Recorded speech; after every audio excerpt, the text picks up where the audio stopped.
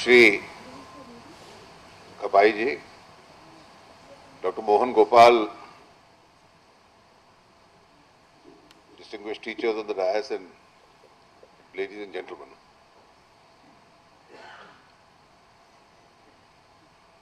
Normally it is people concerned directly with the administration of education or experience of teaching or administering educational institutions who are insiders on the subject,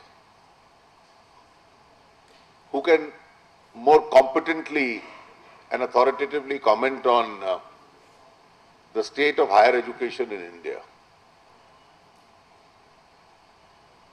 For us who are trained in entirely different fields and are involved in public affairs, our ability only is to look at the big picture rather than the small micro issues of the problems which were being mentioned while introducing the subject.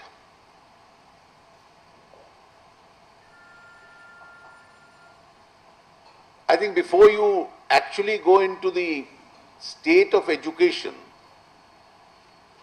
and we start speaking on policies, flip-flops of government, our grievances,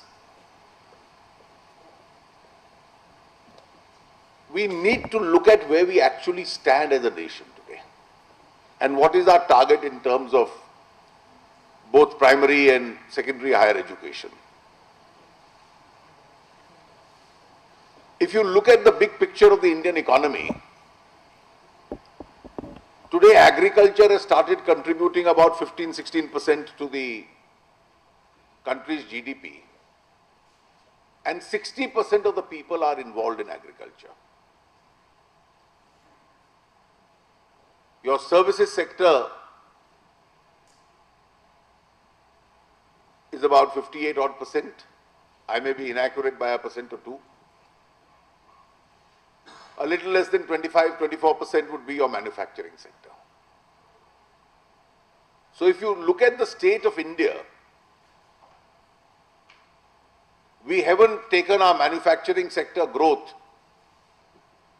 into the double-digit curve which China did, 14–15% continuously over a period of a decade and a half. And this is important because this indicates where the supply line of human resource has to come from. So 60% people are sharing that 15% income. And whenever economies and nations grow, you need to pull out a very large percentage from this 60%. They'll move where centers of the economy are, where jobs are, where economic activity is. So they'll get into the manufacturing sector, they'll get into the services sector. And your national objective at the moment is to be to get a very large percentage which is underemployed, unemployed in that sector. And that's where poverty is, besides some segments of urban poverty. And you really need to take these people into these areas. Now, geographically, if you look at India, there are two regions of worry. One is your hill areas, your far-flung states.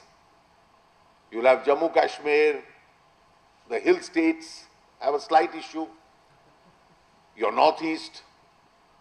And then you have the entire insurgency-infested region across the length of India, where the nature of economic activity, educational activity is extremely inadequate.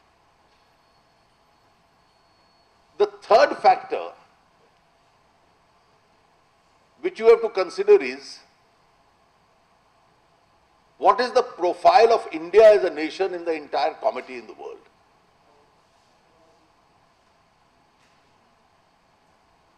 If you look at and analyze the UNDP reports, You'll find in the developed regions of the world, North America, Europe, the population not only has stabilized, in fact, maybe going down a little. The present phase of the economy apart, their economies are growing. Their population is not growing. And therefore, you have for every 2 people, the replacement figure, depending from country to country, would be 1.3 to 1.5, 1.6. And their populations are not likely to grow, except by migration of human beings. When their economies grow, they need people to manage those economies. So you have inadequate engineers, you have nurses and medical professionals not being able to deal with the aging profile of the population. You have a complete alternative scenario in India. We fixed 2026 as a possible destination when we'll go in for population stabilization. Before that, it can come down. And it's quite unlikely that we'll meet the target. So our population is going to grow. Now I say this because this difference in demography, which is now, as economists refer to it as the demographic differential, between the developed world and India is growing. What do you do with surplus of people? What do you do with surplus of people, some of 60% of whom are in a sector where they are underemployed? And there are other economies in the world which need those people. One study recently mentioned that by 2020, these developed countries will be 40 million short, that's about 4 crore people short, in terms of trained human minds, educated, who they need to manage their economies. And India approximately will have the same number, which is surplus. So instead of transporting goods or services or agriculture, the human resource moving around the world has today also become a resource. The fourth issue is we have a divided structure of management of higher education in India. Establishment of universities is a state subject. And with today an evolution in political philosophy of the nation has taken place. In the 1950s and 60s, when there was a perceived threat whether India will remain together as a nation to unity and sovereignty, the primary challenge was unity and sovereignty. Today, when that danger is behind us and regional aspirations have risen, there's a huge outcry for federalism and regional aspirations. So if you speak in terms of transferring the subject of establishment of universities from the state to the center, it's not going to take place. So some technical institutes are within the domain of the center, some original central universities which existed before 1950 are in the domain of the center, or some specialized kind of institutions of excellence can be established by the center under a parliamentary legislation. But predominantly universities is a state subject. The state of resources at both levels is extremely challenging. Our fiscal deficit is today extremely high. And if that kind of fiscal deficit continues and goes unchecked, your rupee is collapsing, the whole economy is under pressure, surplus in terms of money has to be taken out, and therefore we can academically talk in terms of reforms. We can term in terms of greater responsibility for the state. But the fact is this challenge is not going to be met. The difficulty with exclusive academic exercises is one always tends to transfer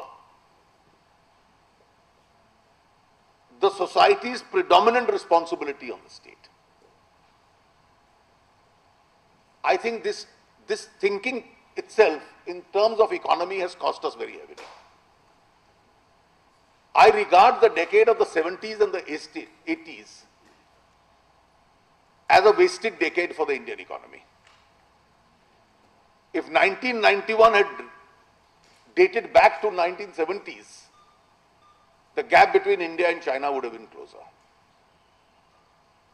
And therefore, the role of the state could be a facilitator, could be providers of basic amenities. But the role of the state as a complete MIBAP, that it's its entire responsibility, and then we know fully well the state has neither the financial resource nor probably the vision to do all this. And what we need as a challenging situation is to universalize the base of primary education and to expand and hugely expand the base of higher education in India.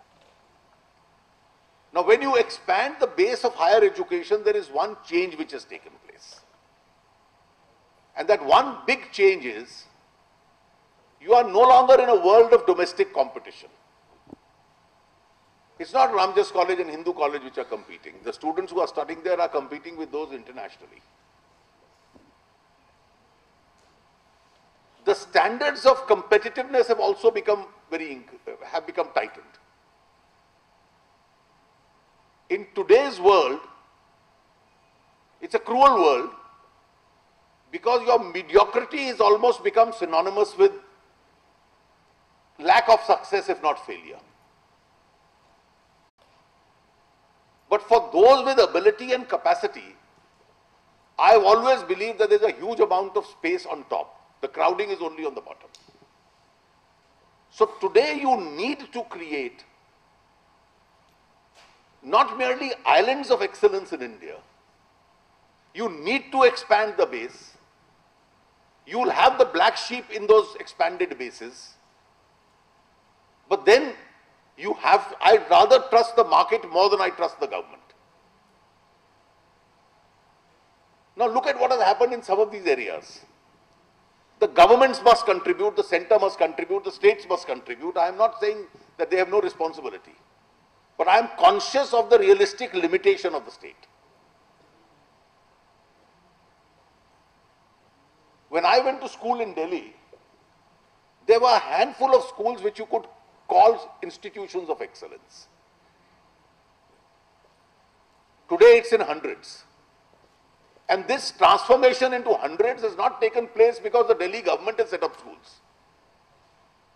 This transformation into hundreds, and I can tell you the schools in India, a very large number of them have an extremely good academic standard. The kind of products that they are producing could be as good as the best in the world. The environment of that education. Barring some of your top higher educational institutions, the colleges and the universities. In fact, if I were to compare school to school, the schools in India, at least a large number of schools in India, I'd rate them better than their counterparts abroad, even in the developed world. I'm afraid I can't say that about colleges and universities. And therefore, we may be struggling to bring them up. And I think we are at a stage today where, look at the reality of the Indian economy in mind. There may be all legitimate issues, how democratization takes place, how transparency takes place, how participation of teachers in decision making takes place.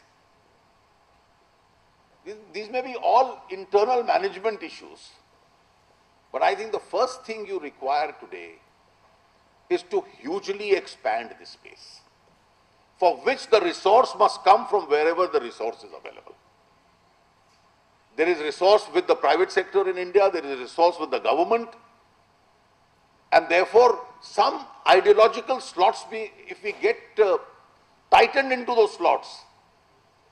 Oh, this is privatization. At least I can say for myself and a lot of people who think like me,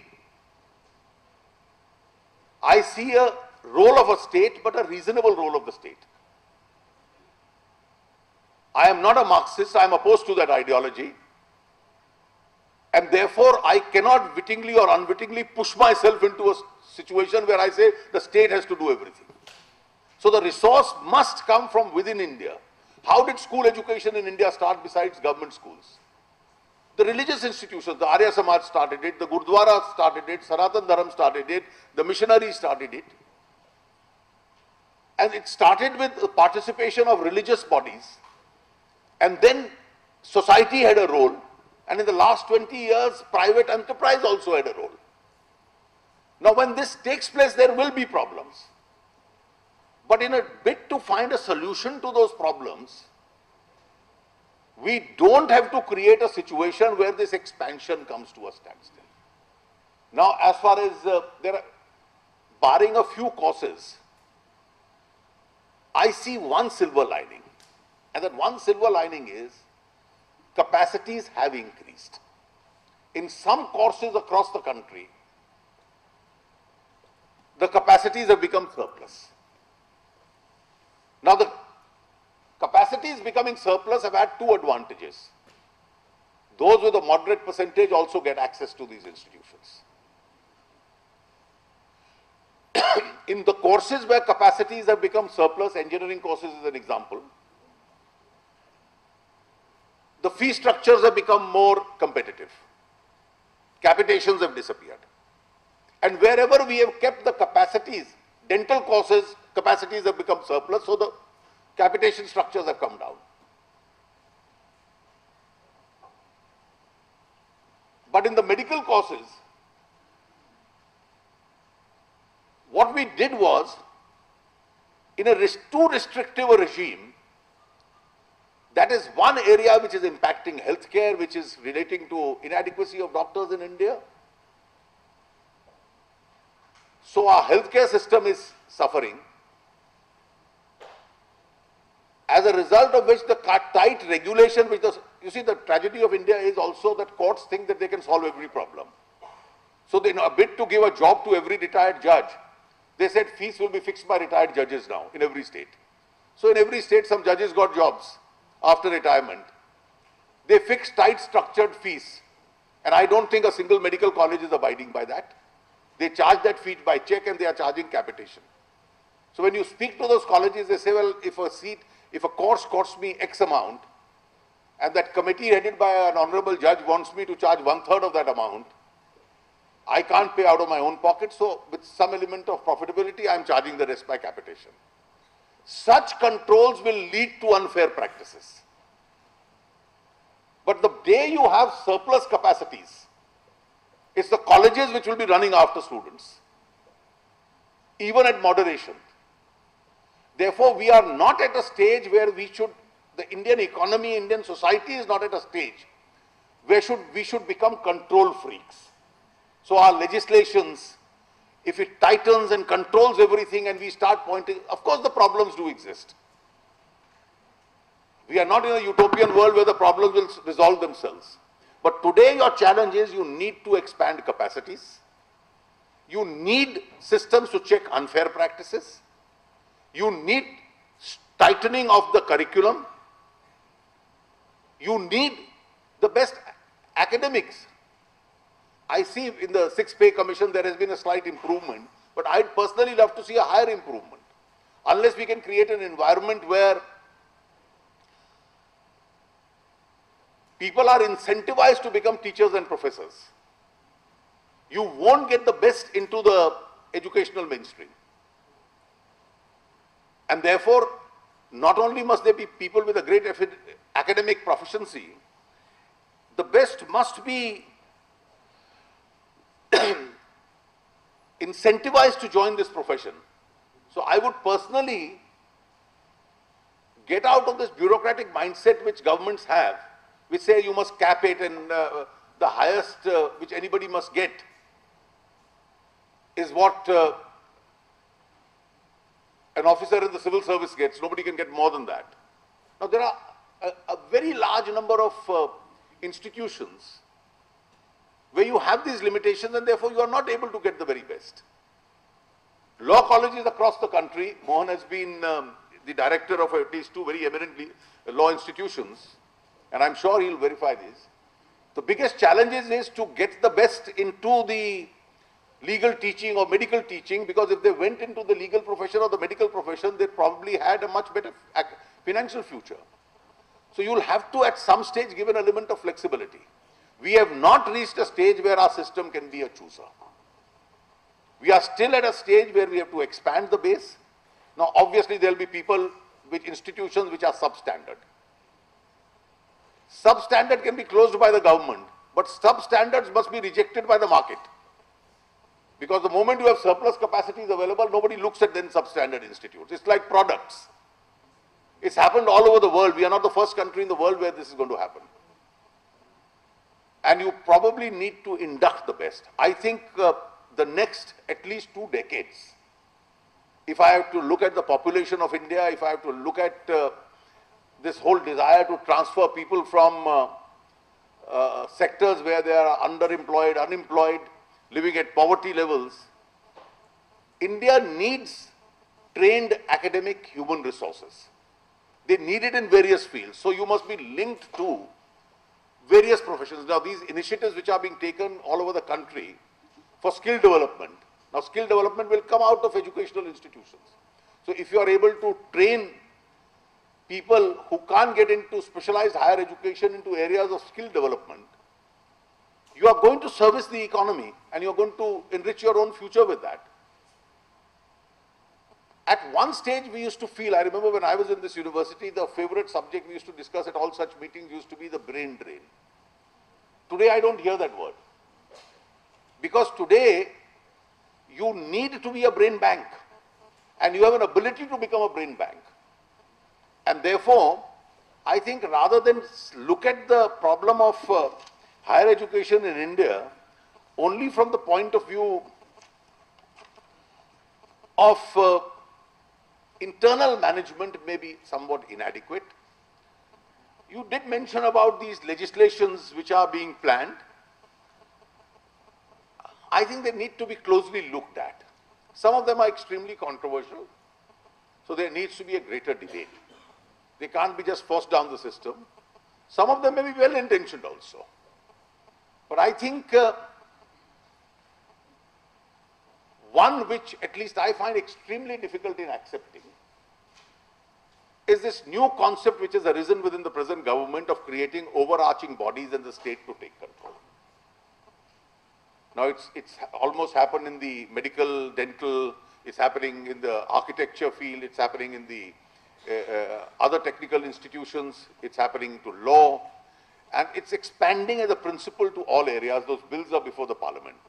And I think this whole concept of management by the academics and their increased role in that management, all the professions in some cases, I think has to be revived back. And this thinking of the real power lying with the state, I think has extremely dangerous connotations.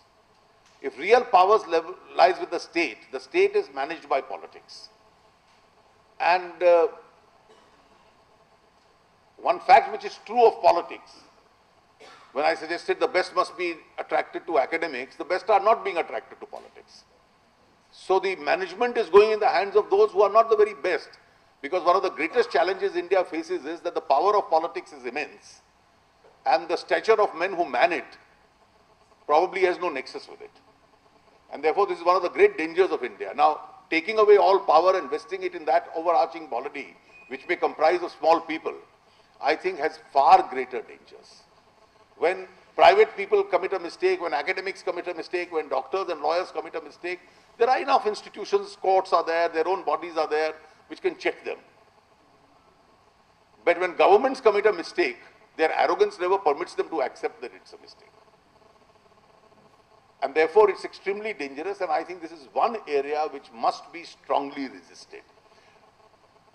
In the nutshell, if I'm saying, there can be dangers of unfair practices, high fee, inadequate quality with private sector entering this field in a big way. But then the entry of private institutions outside the government in schools has helped India.